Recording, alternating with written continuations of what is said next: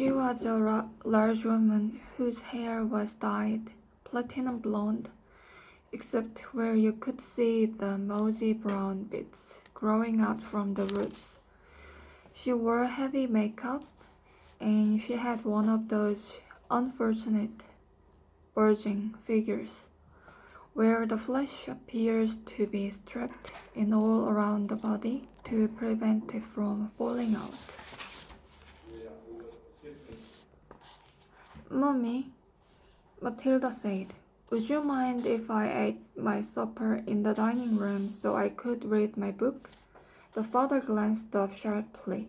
"I would mind," he snapped. "Supper is a family gathering, and no one leaves the table till it's over." "But we're not at the table," Matilda said. "We never are. We are always eating off our knees and watching the telly." "What's wrong with watching the telly, may I ask?"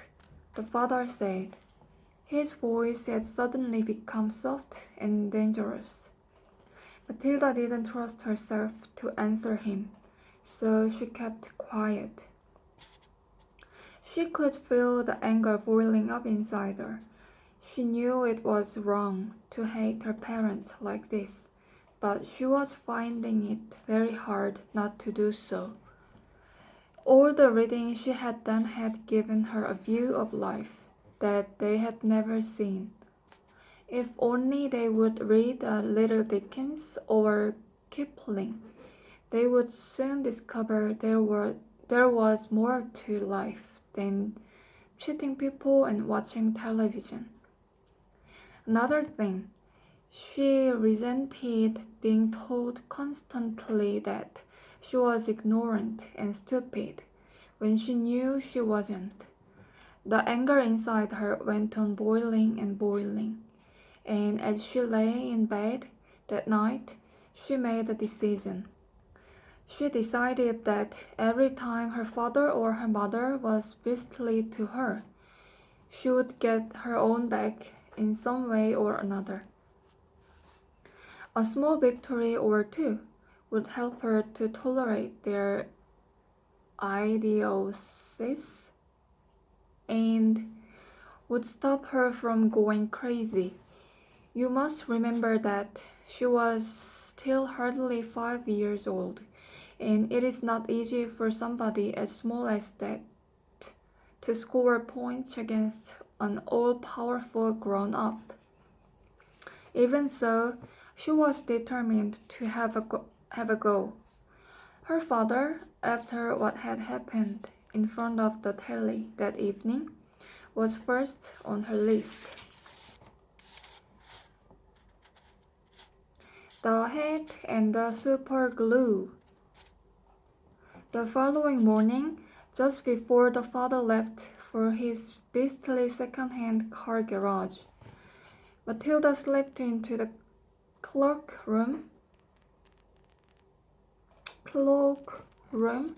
and got hold of the hat he wore each day to work.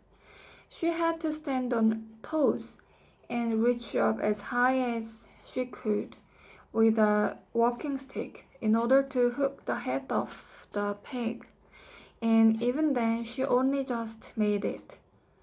The hat itself was one of those flat-topped pork pie drops with a J's father stuck in the headband, and Mr. Wormwood was very proud of it. He thought it gave him a rakish, daring look, especially when he wore it at an angle with his loud checked jacket and green tie. Matilda, holding the hat in one hand and a thin tube of super glue in the other, proceeded to squeeze a line of glue very neatly all around the inside rim of the hat. Then she carefully hooked the hat back onto the peg with the walking stick. She timed this operation very carefully, applying the glue just as her father was getting up from the breakfast table. Mr. Wormwood didn't notice anything when he put the hat on, but when he arrived at the garage, he couldn't get it off. Super glue is very powerful stuff, so powerful it will take your skin off if you pull too hard. Mr. Wormwood didn't want to be scalped, so he had to keep the hat on his head the whole day long, even when putting sawdust in gearboxes and fiddling the mileages of cars with his electric drill. In an effort to save face, he adopted a casual attitude, hoping that his staff would think that he actually meant to keep his hat on all day long just for the heck of it, like youngsters do in the films. When he got home that evening, he still couldn't get the hat off. "Don't be silly," his wife said. "Come here, I'll take it off for you." She gave the hat a sharp yank. Mr. Wormwood let out a yell that rattled the window panes. "Oh," he screamed. Don't do that. Let go. You will take half the skin off my forehead." Matilda, nestling in her usual chair, was watching this performance over the rim of her book with some interest. "What's the matter, Daddy?" she said. "Has your head suddenly swollen or something?" The father glared at his daughter with deep suspicion, but said nothing. "How could he?" Mrs. Wormwood said to him. "It must be super glue. It couldn't be anything else. Daddy'll teach you to go playing around with nasty stuff like that. I expect you were trying to stick another feather in your head." "I haven't touched the flaming stuff," Mr. Wormwood shouted.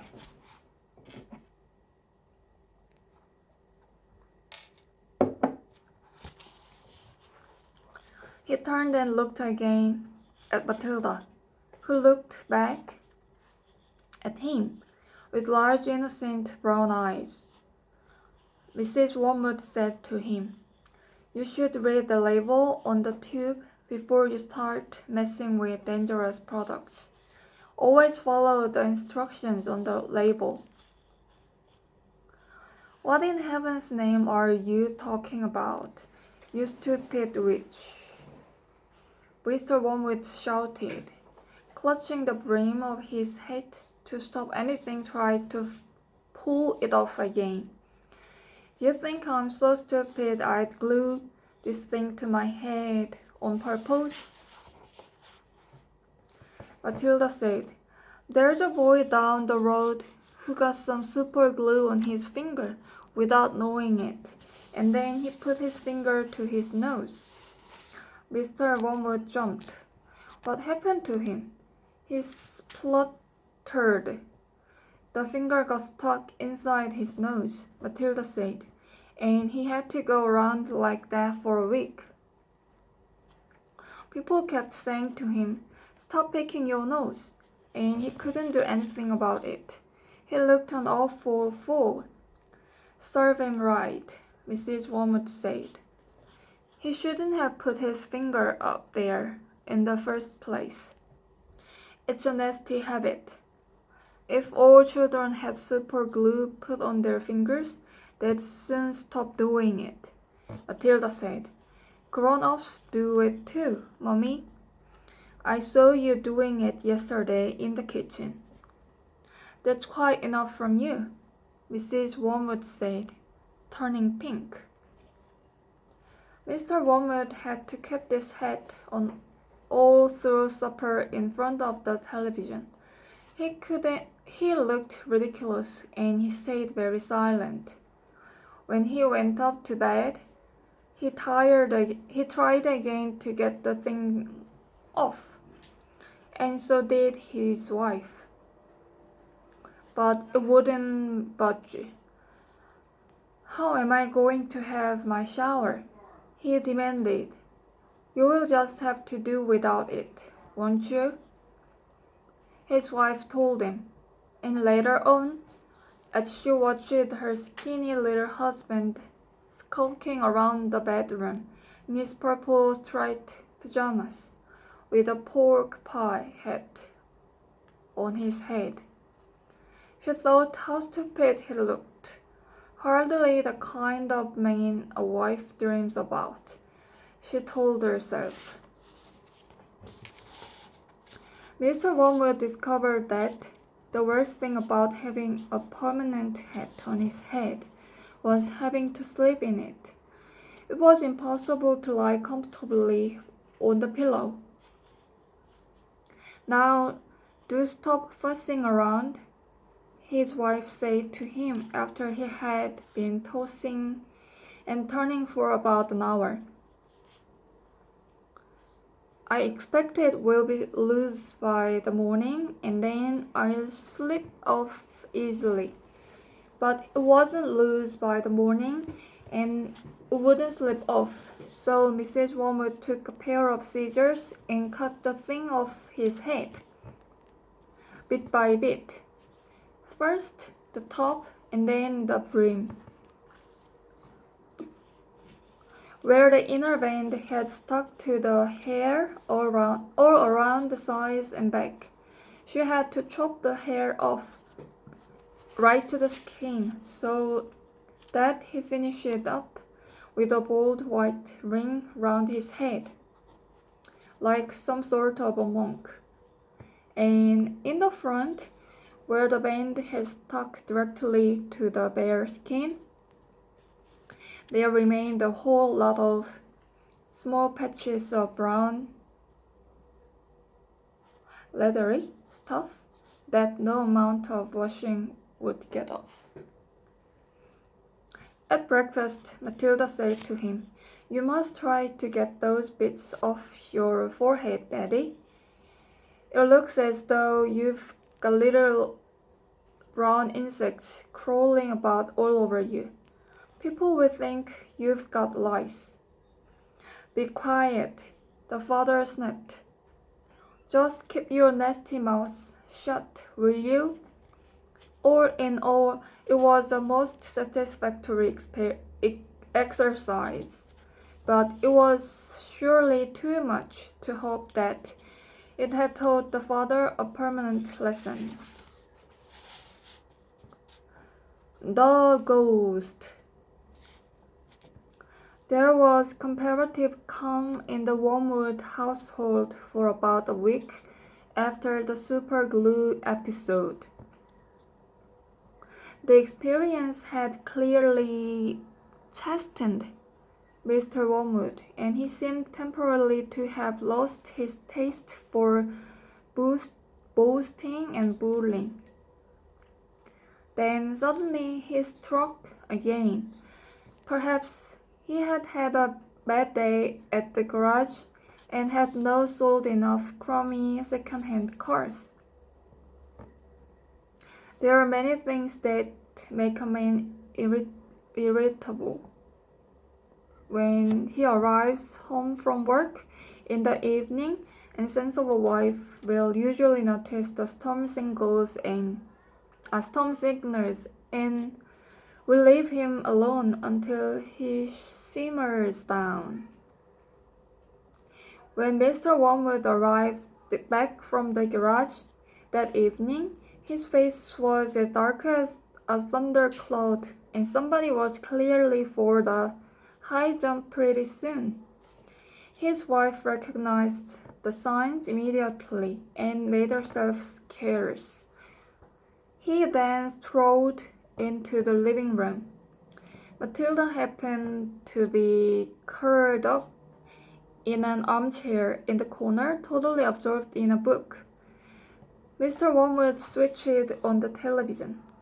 Then screen lit up. The program blared.